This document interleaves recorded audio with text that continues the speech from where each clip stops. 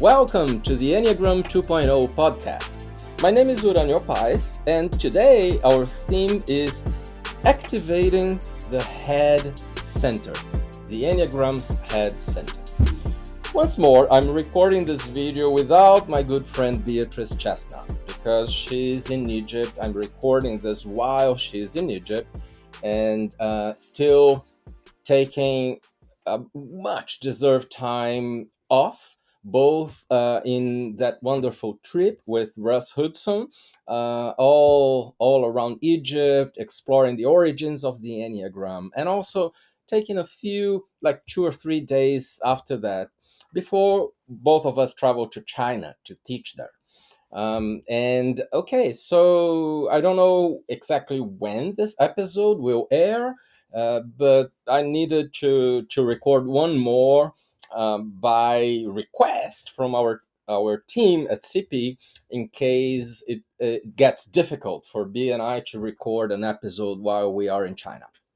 So I wanted to talk to all of you about the head center's development because as a head type myself, perhaps, there is something that bothers me.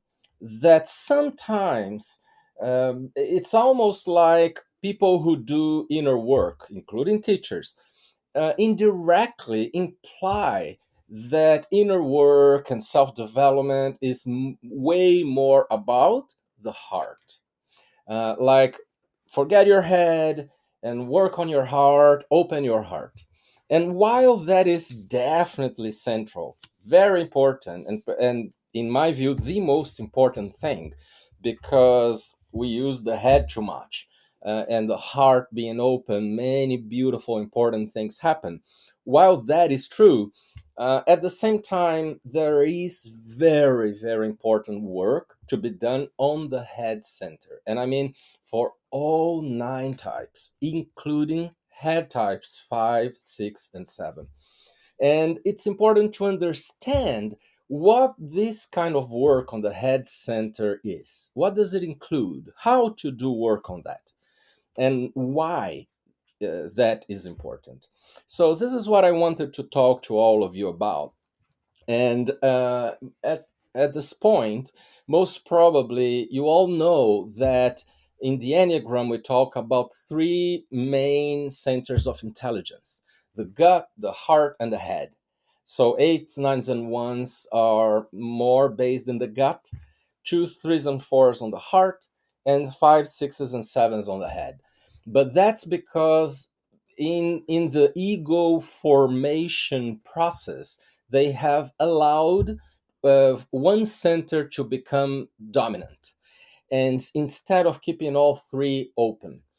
And naturally, 8s, 9s, 1s, 2s, 3s, and 4s, body types and heart types, don't use the head as much as their dominant centers. And at the same time, the 5s, 6s, and 7s overuse the head. However, there are layers of the use of the head capacity, the mind's capacity, layers of sophistication, actually, on how we all use the head and our minds. And this is important for all types. And we are talking about a head center for any of us. And the head center, in this case, is mostly the lower head center, as we call it, which is the human brain and all the natural mental processes we engage with, like, for instance, reasoning, right? There is also the higher mental center, which exists in potential for us human beings when we get to a very amazing level of awareness, in what we called level 5 in our previous episodes on the levels of awareness. Have a look at those if you want to know more. So the higher mental center has completely different faculties than the lower mental center. I will mention something here about that, but I'll concentrate vastly on the lower mental center, meaning our the functions of our head. So that is what I want to talk about, and there is so much to say. We all have all three centers, and we need to use each of them wisely for the right tasks and in slightly more sophisticated ways. Like, we can be using the head center right now in a more shallow way, and we can go deeper and deeper and deeper and get into a more sophisticated usage of the mind's capacity, right? So what is the most basic use of the head? It's what Gurdjieff, who was the main pioneer of the Enneagram, the first one to bring the Enneagram to the West, he called formative center. Formative center. It's the most mechanical part of the lower head center. So it's the most basic use of the head.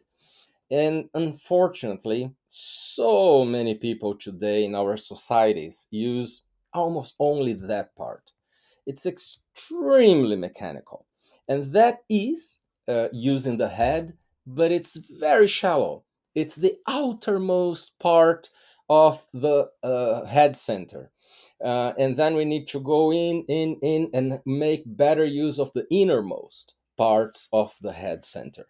So, what is the formative center, and why is it very shallow and very limited, very mechanical? Well, the formative center is the one that just repeats information after getting them without much um, critical spirit, and without much reasoning, and like sayings that are appealing, or more recently, fake news.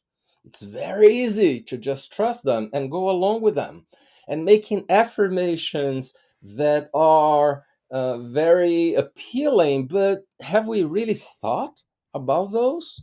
We see that a lot in politics, but also in all the division that exists today in society, right? And everything that is behind algorithms in social media is based in the formative center, because the formative center can be very easily manipulated. And that's because it's a very limited use of the mind.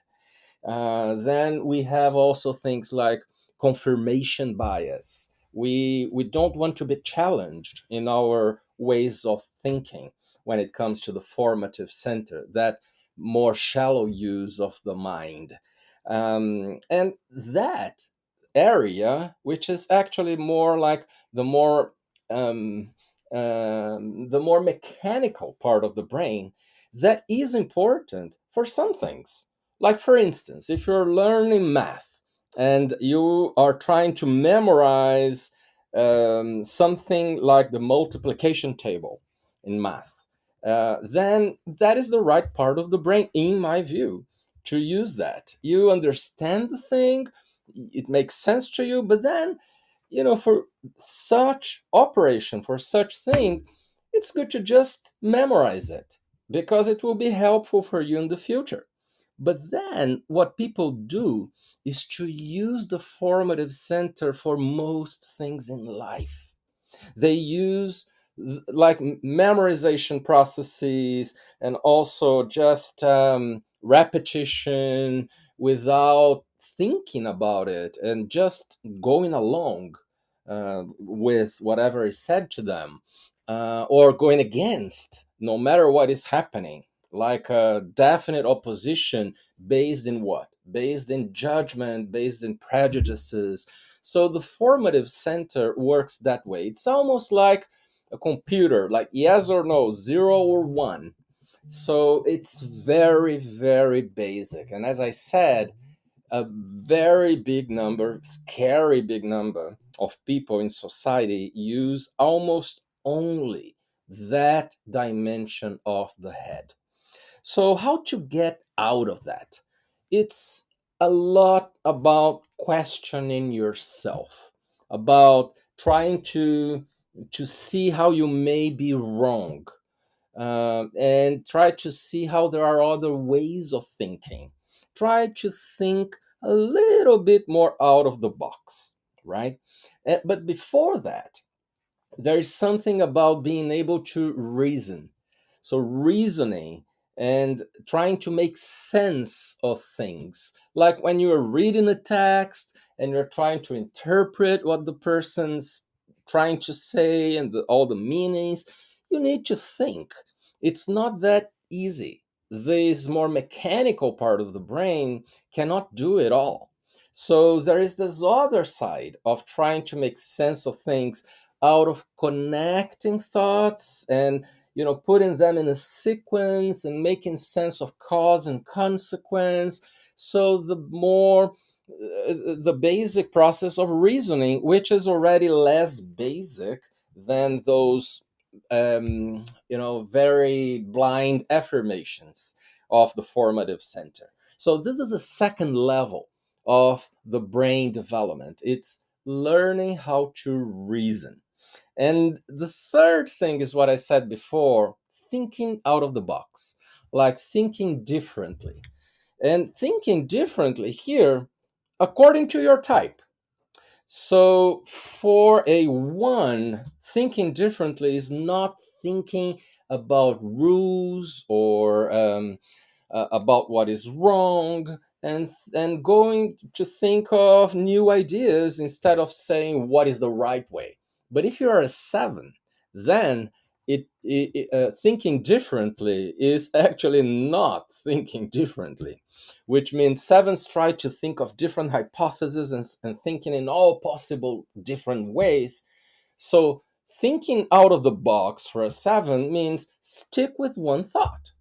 So it's doing it differently than you are used to, like engaging in a discussion with someone in which you have a stance, and then all of a sudden trying to go to the other person's shoes, put yourself on the other person's shoes, and then start discussing, taking the other person's point of view, like not believing that you're right that easily.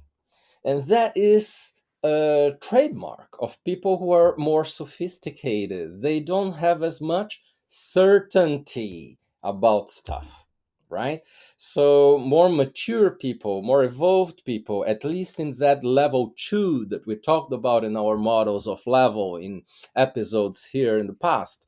Those people can already question themselves and be less arrogant in not just trying to prove themselves right, and they can think that they may be wrong. What if I'm not seeing something, right? So that is using the brain in a more sophisticated way, and that implies opening up space in the brain for new things to be accessed, for new manifestations, for new information, for new data. And then there is something interesting that happens, which is I don't stick in a very rigid way to any kind of idea or even ideology. I am open to thinking and rethinking things all the time.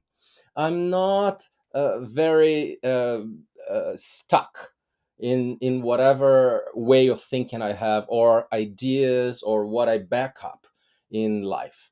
So that I don't run the risk of just repeating myself or doing or thinking or stating more of the same. So that is yet another way of developing ourselves mentally. And for each type, there are tendencies. We may want to talk here a little bit about the focus of attention per type, which has to do with things we end up thinking or believing. So eights go a lot to injustice, domination. The nines pay attention to external demands and not internal ones. Ones pay attention to errors, mistakes, and what is not right. Then twos pay more attention to other people's needs. Threes pay more attention to tasks, accomplishment, goals, and also image. Then fours pay more attention to what's absent, what's missing. Fives pay more attention in information, knowledge. And then sixes to risks, threats. And sevens pay attention to opportunities and different ideas. So this is very summarized and a little bit simplistic because there are other things to say also per subtype. But in this particular focus of attention, we need to learn how to mentally place attention in other things, like an eight, not not looking only at injustices and paying attention to other things, or a five, giving up just trying to gather information and hoard information. So going for pure relationships in which you're not learning anything and more. So this is also brain development. And I'm talking about something here that makes us use the brain more because we build new neuron connections. We build more capacity of using other parts of the brain. And this relates to what is commonly explained as we use just a fraction of the brain's capacity when we use just the formative center or when we use just basic reasoning. So the idea here is to sophisticate the use of the brain. According to your type, there are different ways to do that, right? So first the formative center, then better reasoning, not just affirmations, then thinking out of the box. But then you have creative thinking, like creating something new that hasn't been done before, like having a new idea that comes from the understanding of things before, like going a step ahead that other people have gone before you, like creating a new theory out of a new understanding of things, or creating a new piece of art that is more like something that hasn't been done or is more creative, or writing the lyrics of a song and the melody of a song in a way that is really different and new, having a new idea, but an idea that needs to still be called yours. It's still using the lower mental center or the human brain, only that in a larger capacity of it's getting more and more sophisticated. So creation of things, inventions, and new understandings of things, new correlations that we couldn't see before. So building bridges between things. And that is more creative thinking. And then getting to something beautiful called complexity, which has to do with understanding things from all perspectives in the most complex way that is fascinating. And that has to do also with embracing paradoxes, embracing the fact that things change all the time. That is also more sophisticated. It's a better use of the head center. And then it goes up to a moment that you are using the head center pretty well, pretty, in a vast way in all its capacities.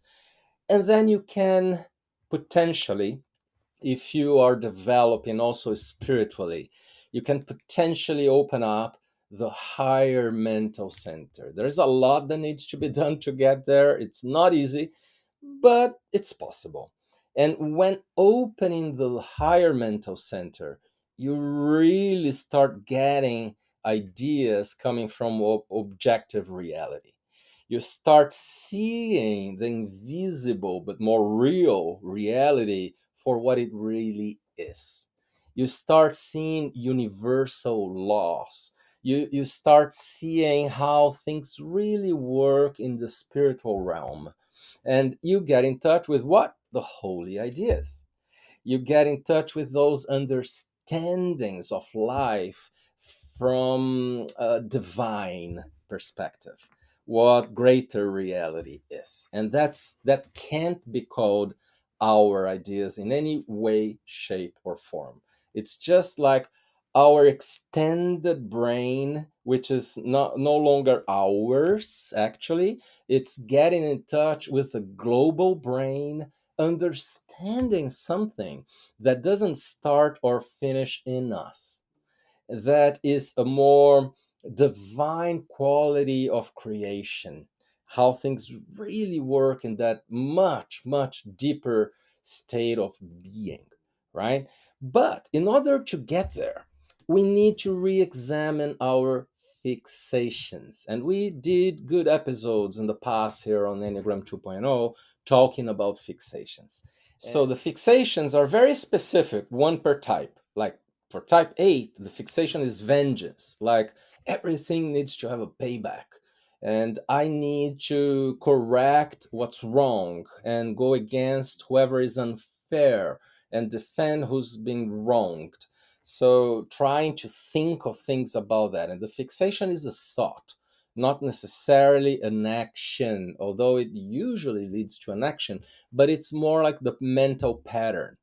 And then for nines, it's indolence, which is making myself less and not engaging with what is really important right now, and just not attributing the right value to the thing that is most important, many times myself in the picture.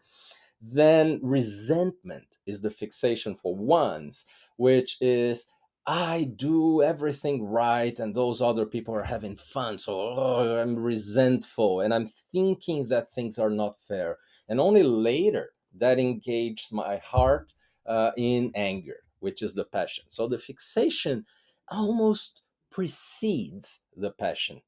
It's what leads later to the passion, right? That's another useful understanding in my view. Then the fixation for choose, flattery, or a better word perhaps adulation, meaning I need to impact the other person positively, make the other person feel good with me so that I'm on top of the relationship here. Then vanity for threes. In our view, that is the fixation according to Ichaso, and we agree with that because vanity here has another particular meaning of I am vain in thinking that I am central for everything to happen. I think of myself as being central, of moving the world. And if I'm not there, nothing happens, right? Plus, a vanity of how I strategize being seen in my image. Then, melancholy for force, which is like thinking of what's missing, even if nothing's missing. Then I go to the past and I remember somewhere or someone I was with, and then I engage with that suffering of the absence of that. Or I may go to the future and idealize the future and get melancholic also because of that. So melancholy being a thought of something's missing. So the tendency to see something's missing for force is not a feeling, and it's also not a sensation. It's actually technically a thought, and it's the fixation.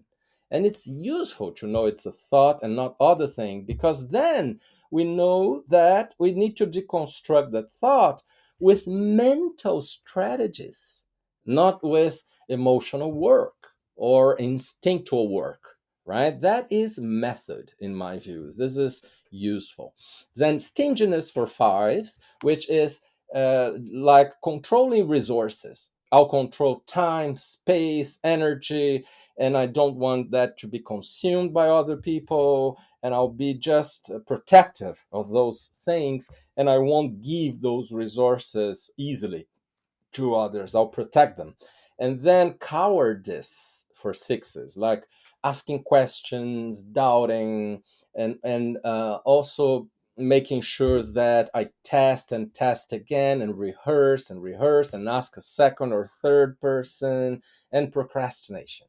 That comes from the fixation of cowardice. And finally, planning for sevens, which is planning for, like David Daniels used to say, planning for pleasurable, positive things, possibilities. PPPP. Planning for pleasureful, positive possibilities. And I'm sorry if I'm making mistakes in my English here, as always. Now, I don't have B to teach me the best English, but I think you get what I'm saying. So, planning is not a formal kind of planning, it's more like thinking of different good possibilities so that I don't get limited by one only, right? And the fixations are like, um, they are the result of the loss of touch with the holy idea. So one of the holy ideas for sevens is plan, or holy plan, the plan of life for me, what life brings me. I stop trusting that if I'm a seven and I go to my own planning because the plan of life isn't good. So I will do my own planning so that I don't suffer, because I don't trust that suffering will play a role in my development, and maybe I'll develop faster if I engage with that when it happens, and suffering will not be eternal. And here's yet another thing that is important to do when we do mental work considering the Enneagram. It's that we have limiting beliefs. Like, I won't go through all nine, but just so that you get the picture. Sevens have a limiting belief that suffering will never end if I get in touch with it. If I connect suffering, it will be endless. And that is not true, and it's a limiting belief. So suffering is something that I can get in touch with, and if I do a good work in processing that, it will go away. So we need to confront those limiting beliefs. And there are several limiting beliefs for each of the nine types that are complementary to the fixations here. And it's useful to think of those limiting beliefs. Now, paradigms that each of us have, and each type has. We may have paradigms regardless of our types, like a political paradigm, or a paradigm on how to raise our kids, or what will be my role here in my intimate relationship. We may have paradigms about friendship, and paradigms sometimes are influenced by our instincts too, not only the thoughts. Like, for instance, social repressed people may have a paradigm that friendship is not that easy, and I'm not here to build friendships, and more. So that is a possibility. But paradigms are usually something that comes from the head center. It's like a limited way of seeing life. And I start believing only that slice of reality. And I don't consider other possibilities and other points of view, right? And by the way, not knowing that there are nine types is not seeing the whole of reality of people. And then having prejudice with one or two types and thinking that there are some types that are better. That is all a limited use of the head, right? So get out of that. If you want to really develop mentally, you need to re-examine your paradigms, break away from the paradigms and the limiting beliefs. So another thing I want to say is that when we connect to the holy ideas, we necessarily connect to the very opposite of those limiting beliefs, the fixation and paradigms that we use to believe in so much. So it's the healing of that cognitive mistake, or those cognitive mistakes that have been long held by us as truth. So we now see that I was wrong. We were wrong, and now we are seeing reality through the lens of the holy ideas. And that is when a big, big revolution in the use of the head happens. It's when we go to the highest possible use of the brain. And that is, I don't try to have thoughts of myself. I just open my mind completely to receiving information of this global brain, or if you wish, by God's mind, of all that has been thought for us. We have been thought of, like who we are. So we find out who we are, and it's called also remembrance, meaning, now I remember, I had forgotten, as in I had numbed out my memory of who I really am, and I started believing in this thing that I'm not, called personality. Personality is what I'm not, and not what I am. So bear that in mind always, never forget this. And yeah, so finally, I want to say that when we do mental work, we need to focus a lot in getting out of that box called fixation. And the question now, I explained a little bit of the fixations, and we had other episodes we did that. But now it's the time to ask the question, how? How can we do that? Again, if it's a mental thing, we need to use mental methods. So you need to bring in new affirmations that are useful for you to break away from the fixation of our type. So I'll give one or two examples here. Imagine that one affirmation for sevens is invite suffering in so that it can go away eventually. Like, or for sevens, uh, if you want to make God laugh, tell him your plans. Right? So these are affirmations that are shocking to the head system in us, to the those beliefs and paradigms, and more specifically to the fixation of planning for sevens. And you can come up with affirmations for your own type. Personally, I don't like affirmations as much when it comes to the heart center. They may be good for some people like them more, others don't. It's a little bit type related, also, I think.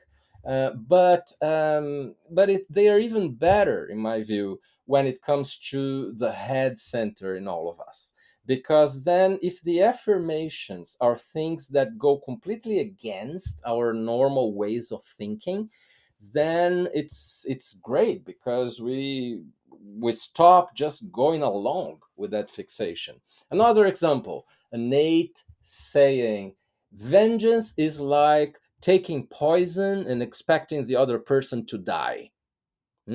So that is nice. Another way of working with your fixation is by, like, holding on the wall a sign with a very short word, or an emoticon from the internet showing something completely new that is not what you are really about. So imagine an eight having the sign like thumbs up, like, yeah, okay, I'm okay with that, instead of no, no, no, no, no, which is the more like common stance that eights take right away without thinking, right? More mechanically. So, what if you try to be very positive and say yes to things? And by the way, what if you can play a completely different role in a team that you participate in, or that you can say new things and have a completely different approach to people, life, and processes? That is brilliant in terms of development. But then you can ask, why would I do that? Because I'm very successful in my way, my particular way of thinking. Well, you may be successful and get results in life. But if your commitment is with your inner development, doing something different is important in itself, regardless of the results. So, daring to be different is what is important to develop, And you shouldn't be in this case as concerned with the results you're going to have, because the result will come from being different, as in a result of not staying stuck in the limiting use of the head, right?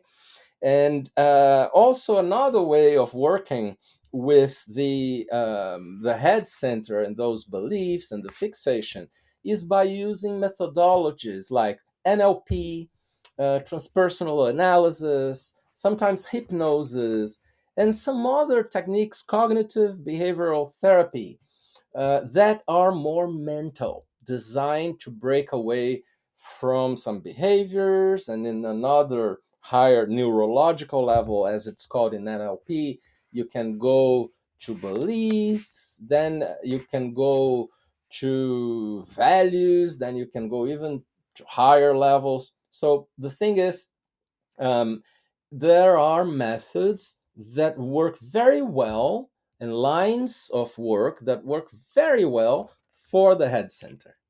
And now I'm going to say something a little bit controversial, but I am going to say I like to say what I think.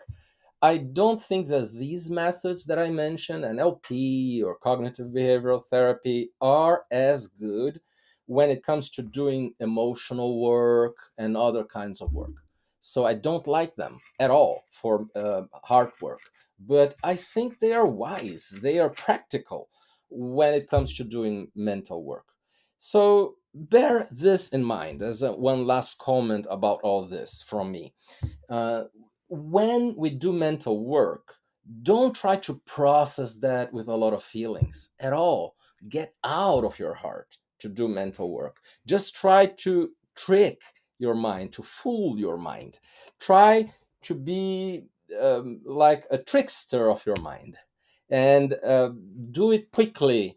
Don't engage too much in conversations with the mind. Perhaps the emotional work on ourselves takes more time, literally, because we need to process emotions and feel all the feelings. But head work is a lot like woo, woo, woo, woo, woo, doing a lot of a different movement and activating the brain. Now, I don't want to finish this without mentioning one thing that I believe to be the greatest way of working on the head center. And this comes straight from Gurdjieff. It's the Gurdjieff movements and also dances. He created a set of a very big set of physical exercises that are different from everything else, because they don't follow the linear way of thinking. And in order to do them well, we need to be present, grounded, and break away from any Cartesian linear way of thinking, and just trust the process without trying to think with the lower brain. So I don't know anything better than that, really, in case you want to check that out. Now, that is it for this theme. But today I want, as a surprise, testing this creative thinking here, I want to do a top five. A top five. Remember, we used to have more top fives here on our podcast, and we haven't been doing them lately. Yeah, I wonder if we should go back or not. Do you like it or not? So I'll do a top five, but B isn't here. So I have chosen a top five that is about B. So I'll be very nice with you, B. I know that you'll most probably copy me, and when you do a podcast yourself, you're going to do something like I'm going to do. But see, I'm going to be very nice with you. So now it's time for our top five, and our top five today is what I consider to be the top five most interesting things about B. Chestnut. Interesting as in wow, it's interesting, like it's different, and I'm a bit surprised. Now I don't think there are many surprises I have with my friend B, but they have surprised me when I started observing those things in the beginning. So top five. So what is my five here? interesting thing that I noticed about B. Yeah, I'm taking advantage of the fact that she isn't here to talk about her. We have this banter here on our podcast. I don't know if you like it or not. Many people say that they like it, so I'm going with it, and I'll take advantage of the fact that she isn't here today. Haha. So number 5. I think it's super interesting for me to see how B is disciplined. Although she might be feeling this or that, have her particular mood of the day, she doesn't lose her discipline. It's amazing. It's much more than I have discipline for things like I'll run every day for this amount of time and this time of the day, and I plan for that. And I am going to do these things today, and I'm really going to do them. Maybe she's using both wings 1 and 3, and those help her. But like she has her times, like reading time, or now it's time for my meals, or it's time to just watch something on TV. But she's so much more productive than I am because she's more disciplined. And I do think it has to do with her high self-preservation instinct, while mine is my lowest, right? But this is my 5. So number 4, B. What is the number 4 interesting thing that I see in B Chestnut? Well, it's the amount of preparation for things. She's a hard type, but believe me, she prepares for things way more than I do as a head type myself. Also about the instinct here, the self-pres and self-pres repressed, perhaps, but not only that, it's also B.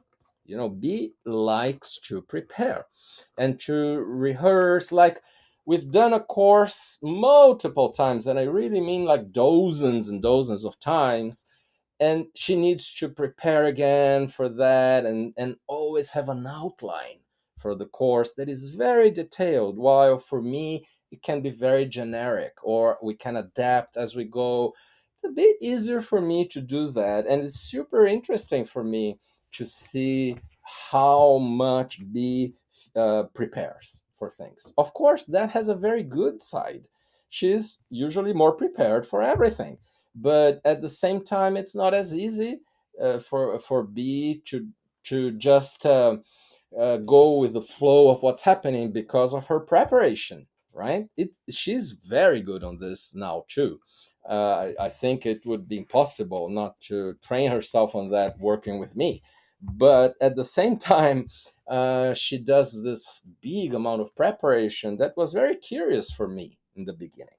So again, talking about B here, my number 3 is how fast emotions can change for B. And this is actually not B. I had to learn that this is for all hard types. But it's just so curious for me as a non hard type.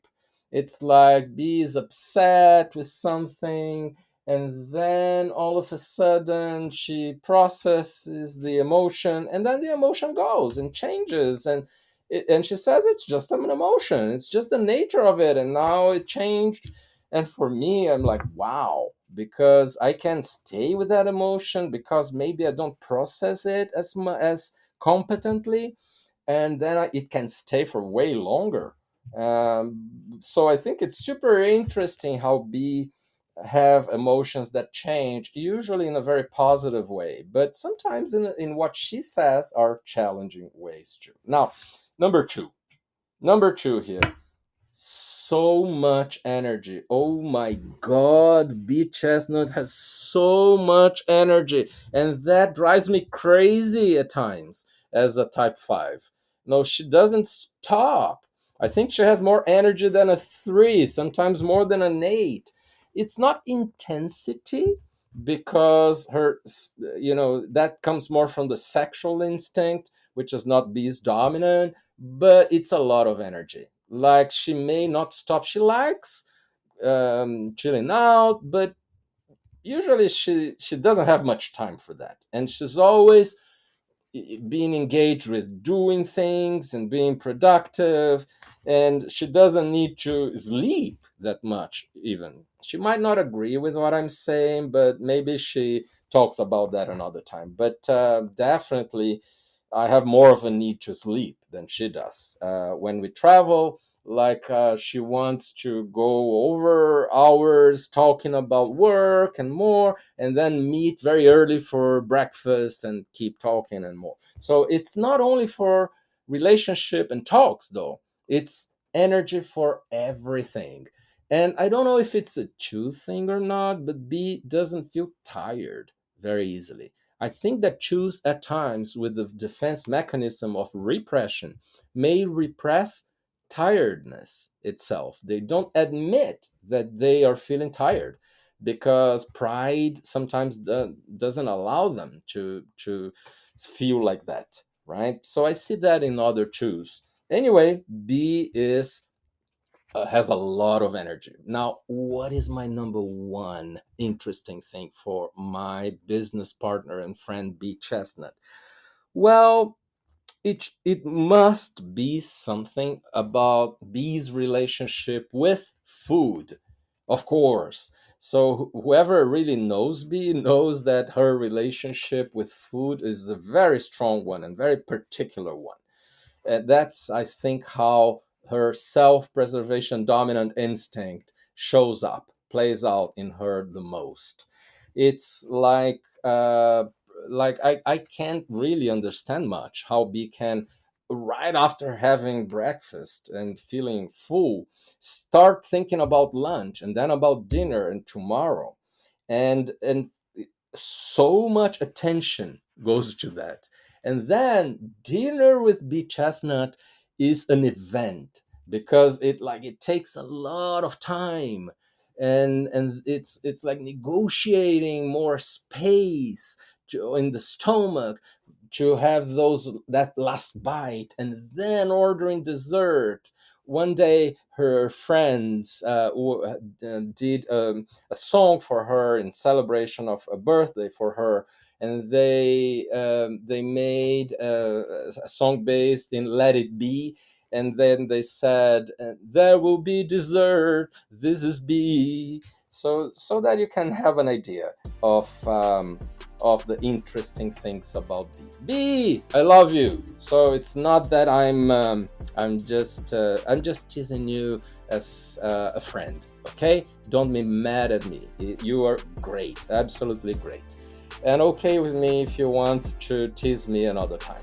Okay, so I thought this could be funny. I hope you have enjoyed also the top 5, and stay tuned on Enneagram 2.0 podcast, the place where we talk about all things Enneagram.